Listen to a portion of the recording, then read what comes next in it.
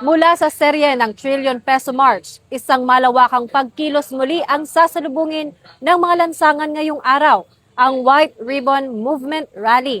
Alamin natin ang naging paghahanda ng Manila Police District para sa araw na ito. Maaga pa lamang ay handa na ang Manila Police District upang matiyak ang kaligtasan at kaayusan sa gaganaping faith-based rally ng White Ribbon Movement ngayong araw.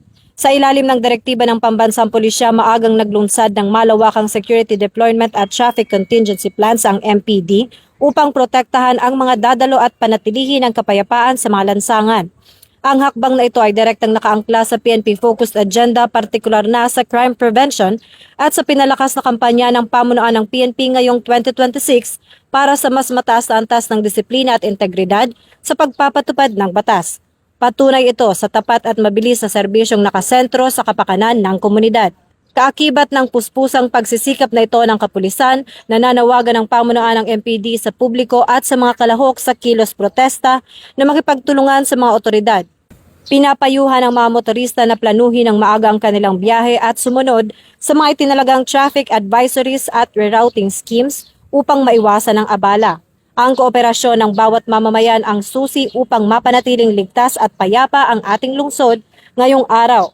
Sa mga dadalo ng kilos protesta, panatilihin ang disiplina at makilahok para sa malayang pamamahayag. Ang kapakanan ng publiko ang siyang unang prioridad ng PNP at ang kaligtasan ng bawat mamamayan.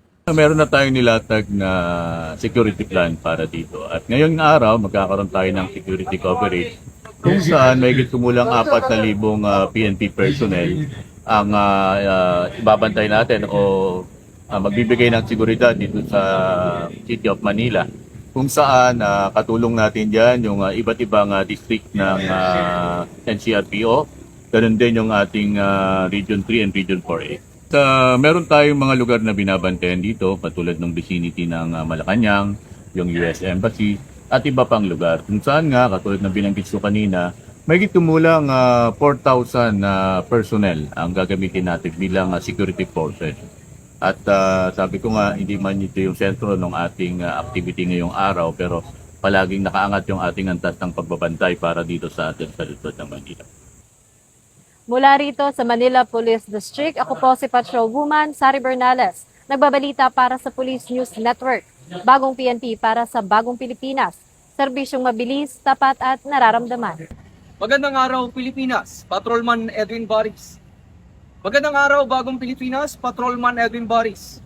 Patuloy pa rin nakabantay ang Philippine National Police sa paligid ng EDSA Shrine kasabay ng White Ribbon March ngayong araw. Nakaantabay na ang mga pulis sa iba't ibang lugar sa Metro Manila, partikular sa paligid ng EDSA Shrine upang masiguro ang mapayapa at maayos na pagdaraos ng White Ribbon March ngayong araw. Kasama rin ng PNP ang iba't ibang ahensya ng pamahalaan na nagkakaloob ng kinakailangang serbisyo publiko para sa mga kalahok at sa publiko. Ayon sa PNP, mahigit 9,000 pulis ang i-deploy sa buong Metro Manila bilang bahagi ng kanilang security and public safety operations para sa naturang aktibidad. Nananawagan naman ang kapulisan sa mga dadalo at maikilahok sa White Ribbon March na mag-iisa sa pagpapanatili ng kaayusan, sumunod sa mga ipinapatupad na alituntunin at agad may pag-ugnayan sa mga otoridad kung may mapansing kahinahinalang sitwasyon. Tiniyak naman ng PNP na patuloy nilang babantayan ang buong aktibidad upang matiyak ang kaligtasan, kapayapaan at kaayusan ng publiko. Mula dito sa EDSA Shrine, ako si Patrolman Edwin Baris, nagbabalita para sa Police News Network. Alagad ng batas, tagataguyod ng Balitang Pulis.